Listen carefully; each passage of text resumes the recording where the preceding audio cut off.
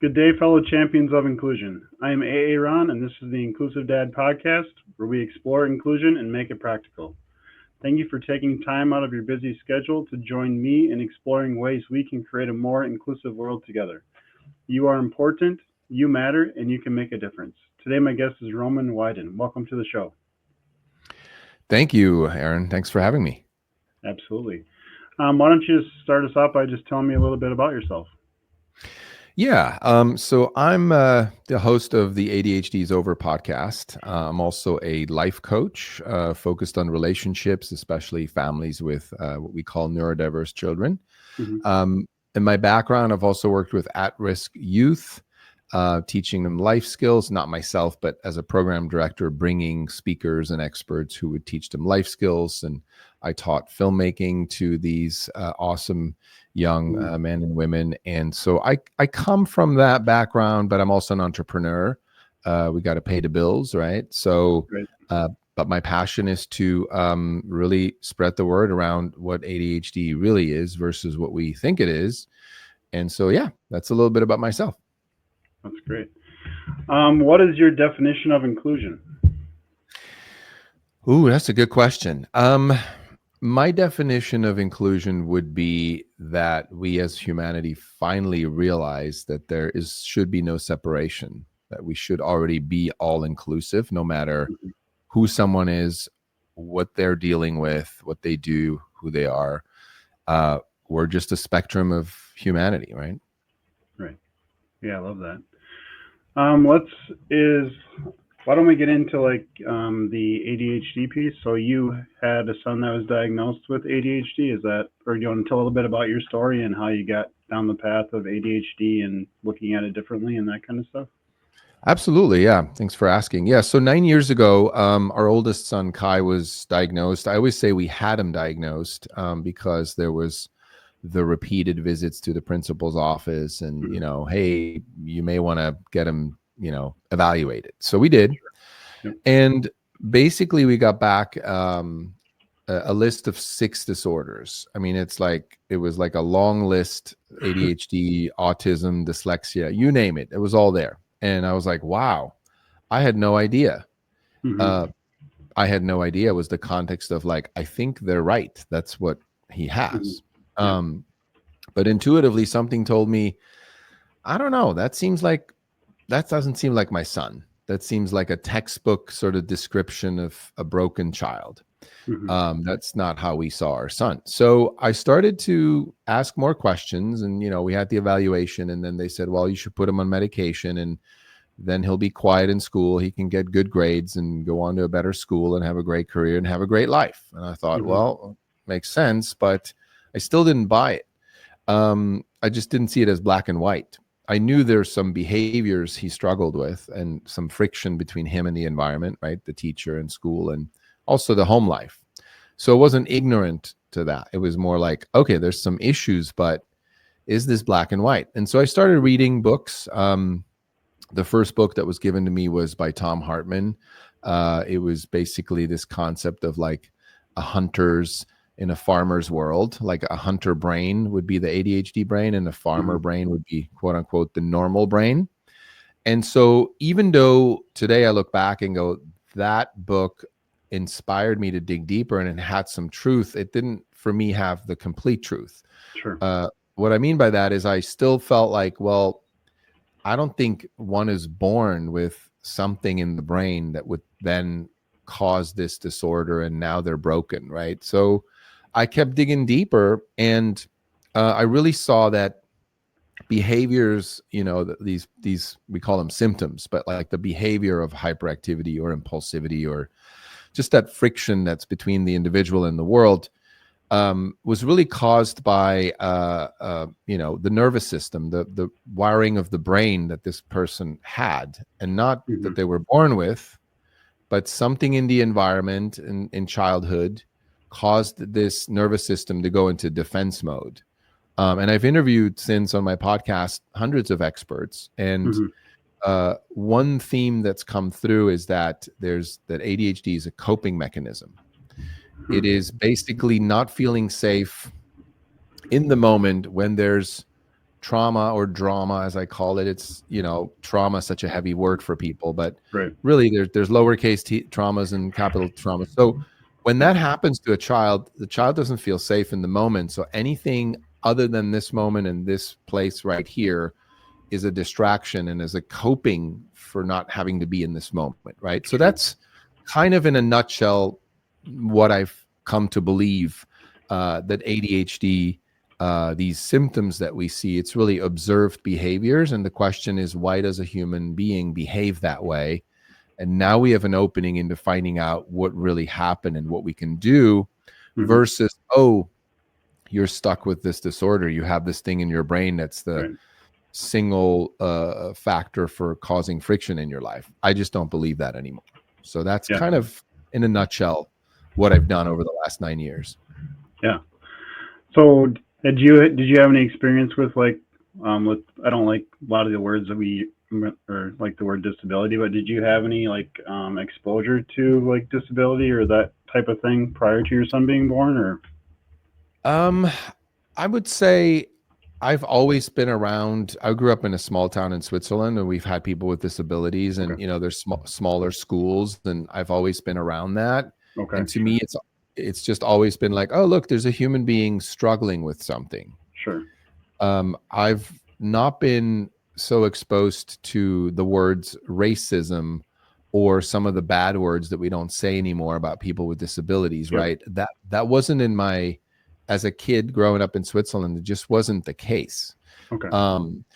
It was really more when I came to the United States in my early 20s, where suddenly there was these labels being thrown around, and disabilities happened to be one of them. And of course I was aware of it, but I just always, for some reason, I've always just looked at it as a human with challenges, and we all have them, different ones, Yeah. That's interesting.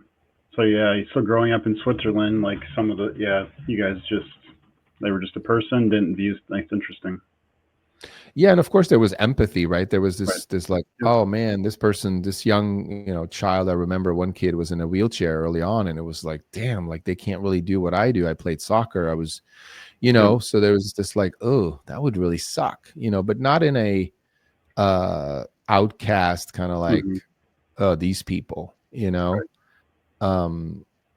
So that was just a fortunate upbringing, I guess. As far as,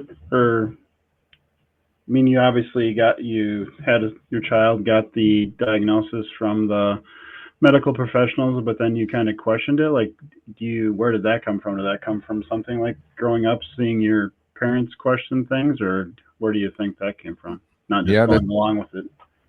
That's a great question. Like my parents weren't really the questioners or the rebels. Okay. So I never really thought about it. It's a great question. I just remember one other incident that was when my son was 3.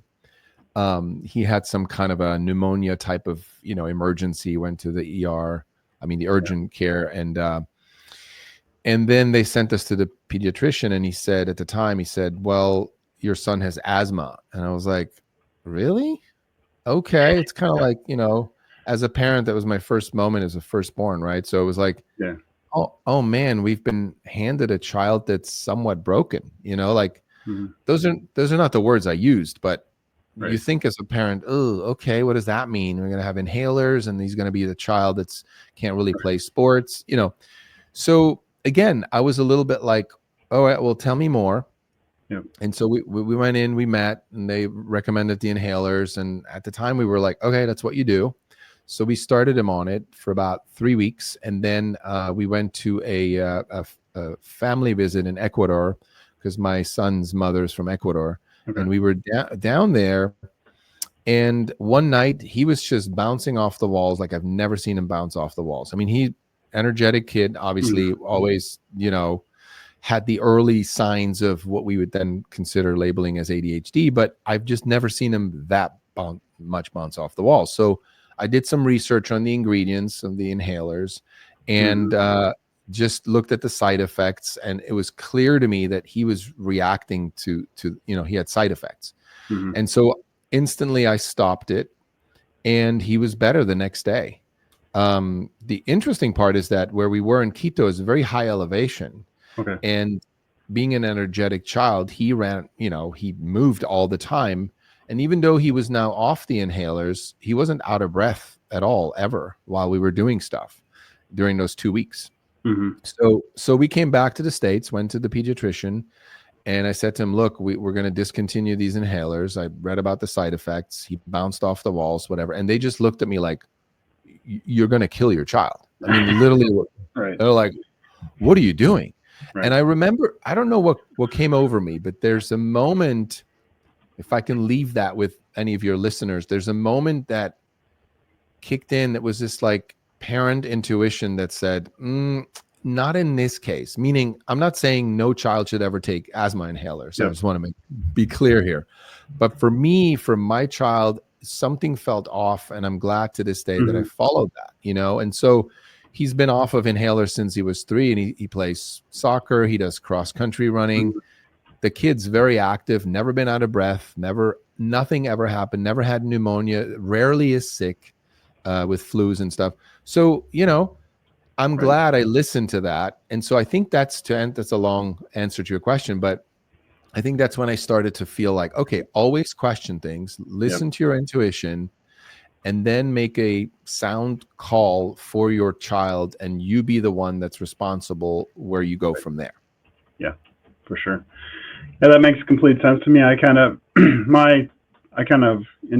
call it something like I had like I viewed like teachers or doctors kind of like as God, and I couldn't question them, which I don't know where that came from, but until there was a time similar when my daughter, I have a 22-year-old daughter that has been diagnosed with epilepsy and cerebral palsy. So she was having a seizure, and she was having them enough where I was kind of paying attention and noticed the doctors like treating them differently. Like we'd go to the ER, this doctor would do A, the next time a different doctor would do B, and I'm like, hold on a second. They're human just like me. They're taking in inputs on what they're seeing, and then, based on their best, what they think they should do, they're, coming up with that decision. And I was like, hold on a second, like they're just human like me. I can ask questions. And once that started, I was similar as you, like, okay, something doesn't make sense, I'm going to bring it up, ask questions. They don't always like it, but I mean, I'm going to, if I feel it in my gut, like something's off, I'm going to bring it up for sure. So that I kind of had a similar story like you. It's kind of how I got to it. That's great. Yeah. And that's beautiful, right? Because as parents, we, if we didn't ask any questions, if we just took things for granted, I mean, doctors used to sell cigarette smoking in the 50s, right? So true. I'm glad we went like, wait, hold on, what? Right. For sure. Yeah. So what are things that parents can do, if their child has been maybe diagnosed with ADHD or kind of hyperactive? What is there things that we can change in our life, how we live it, to like maybe reduce this quote unquote symptoms or eliminate them in some situations?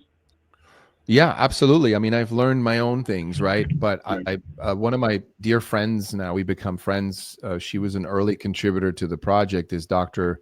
Marilyn Wedge, and she's a family therapist specializing in, families with neurodiverse children. And she told me at the beginning, she said, I never forget this moment when I asked her about what she does. She says, when a family comes to me with a child that, hey, we have a child that just got diagnosed. She said, if she works with them, she does not work with the child. She does not need to. She works with the parents only. And I was like, wait, but if they come to you, doesn't the child have the problem? And she's like, the child's not the problem. The child's not broken.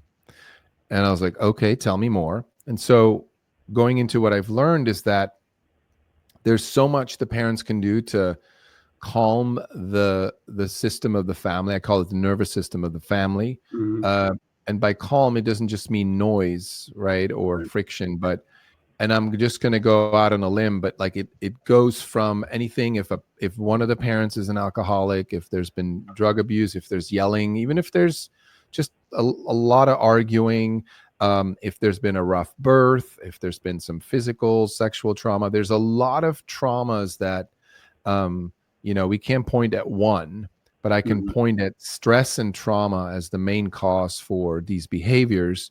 So there's a lot the parents can do. Now they hear, oh, it's genetic, so there's nothing you can do. It's like, dad had it. So that's not true, actually. Epigenetic, the science of epigenetic has proven that it's the environment that can turn on or off a gene. So you can be predisposed, but you're never predetermined to have ADHD. So that means it's the good and bad news. It's like the parents basically have the power to calm down that family system, right? To be slower in life. She even, for example, Dr. Marilyn Wedge even goes to like, are the parents doing what they love doing? Because if they don't, there's stress, right? And so it's almost like what I can advise parents to do is to take each area of life and see how can we reduce stress in that area. Nutrition, screen use, living in nature or hiking, like exercise, right? But also therapy, right? If the family, the parents, if the relationship of the parents are on the rocks, right? Therapy. There's so many things that can be done, and really comes down to just a willingness to revamp the entire life, everything. I mean, it sounds like a lot, but the only alternative is what I call the medical band-aid, which is medication, which still suppresses the actual, healing, right. And it prolongs it. So then your child will be suddenly in their mid-20s, early 30s, depressed, unhappy, doesn't know what's going on, still on medication, maybe less hyperactive or less impulsive, but not happy. And that's all going to come back up, Right. Yeah, I mean, that makes sense to me. My brain goes to, that's a lot of, what is like the reception you get from other parents when you say stuff like that? To me, it's like, well, that puts a lot of pressure on me as a parent. And I could see where some parents are like, why do I have to deal with my stuff, or they're not receptive to that? Like, what is like the reception you get when you talk about that part stuff? It's a great question, and you're absolutely right. It's not the greatest reception because we hear it as it's my fault, or like you said, it's a pressure for me to do it.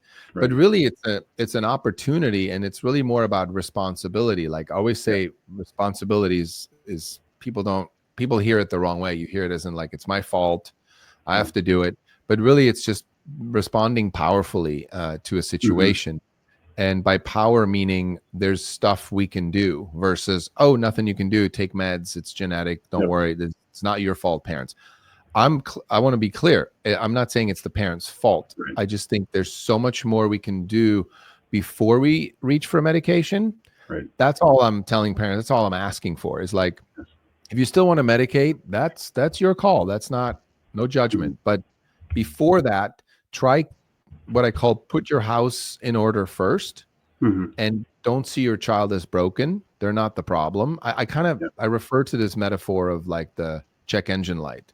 The ADHD child with a diagnosis is a check engine light. Let's look under the hood and see what we can fix first before we put a duct tape over the check engine light, like the medication, and just go like, it's all good. It's all good, right? It's an opportunity. So I have a lot of parents who welcome it. Who are like, oh, you know what? You're right. There's a lot we can clean up here. Yep. And some of them are like, yeah, BS. I just want medication. Right. That's okay. Yeah, I get it. Yeah, and like one of the things you mentioned too, if the parents, for instance, or the job that they have or the career they have is not what they want to be doing, and they have that stress. Also if they, like you're saying, putting the house in order, they, work on that and get themselves in a spot where they enjoy their job more. They're going to be happier also, and it would probably help the whole house and the kids. So, it's kind of a win-win for everybody too.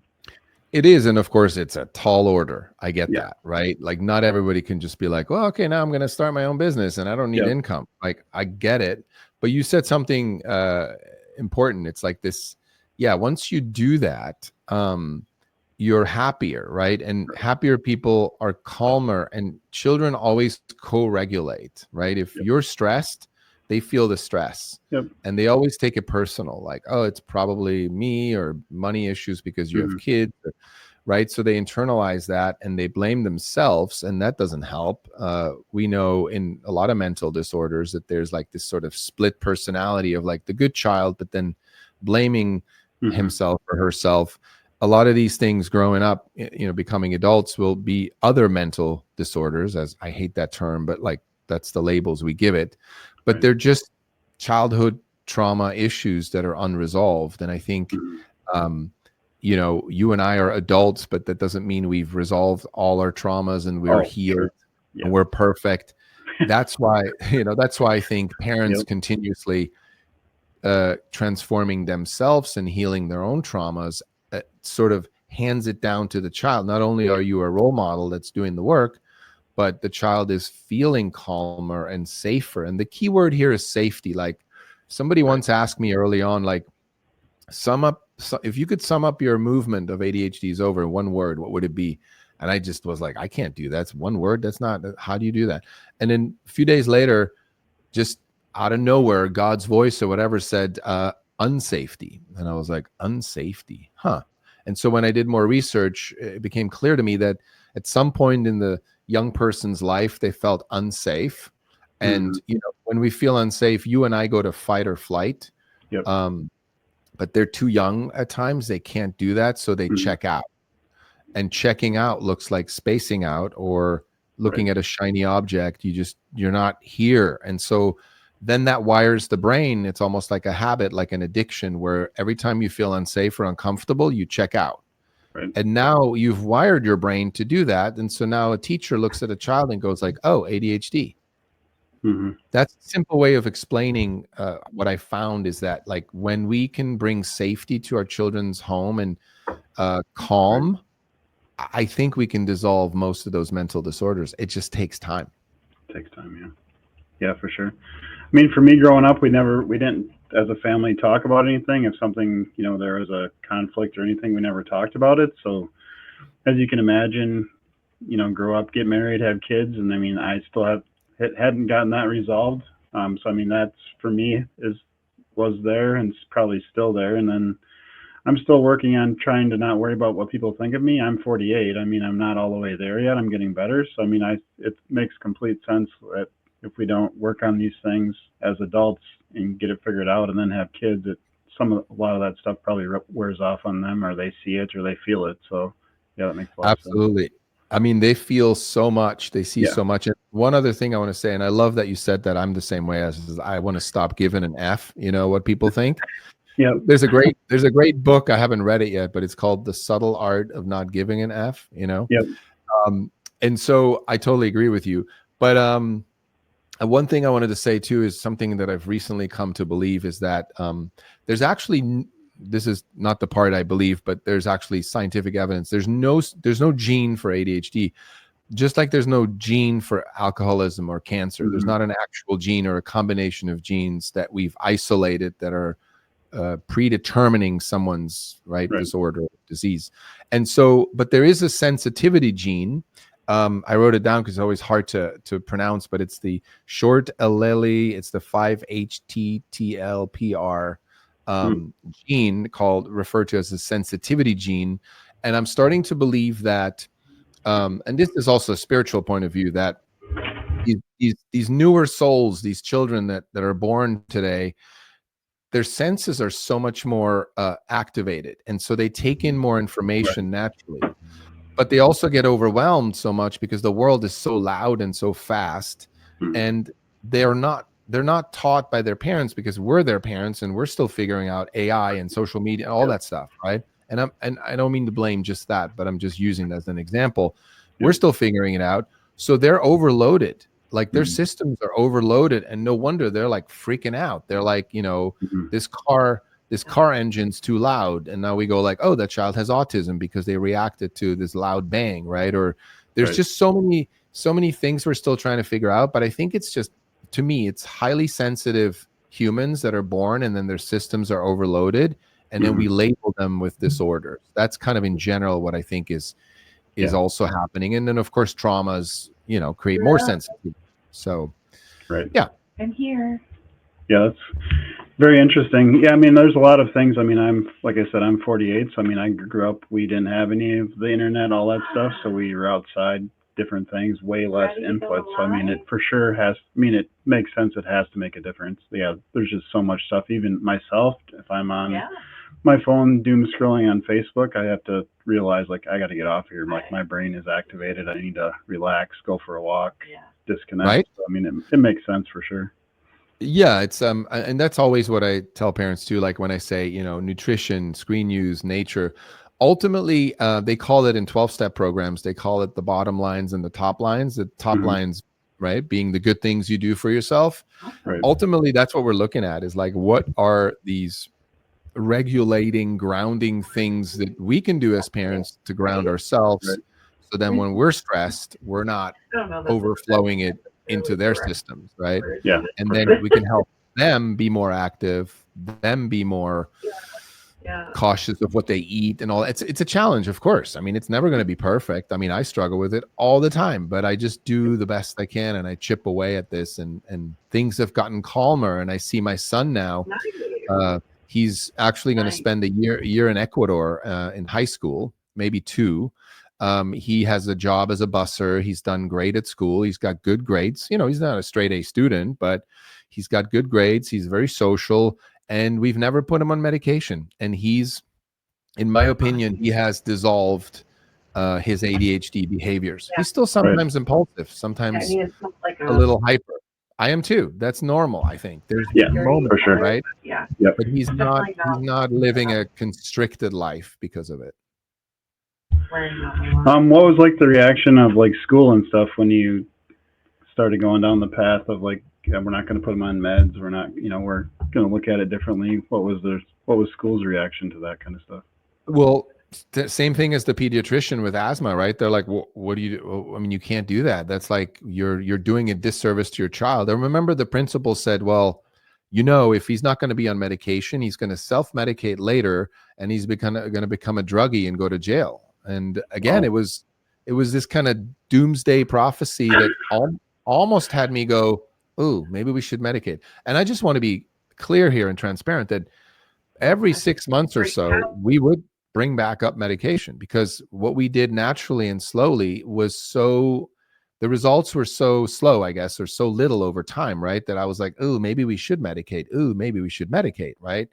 But we never did. And when these doomsday prophecies are given to parents, most of them just buckle under pressure. They're like, "Okay, fine, we'll do it."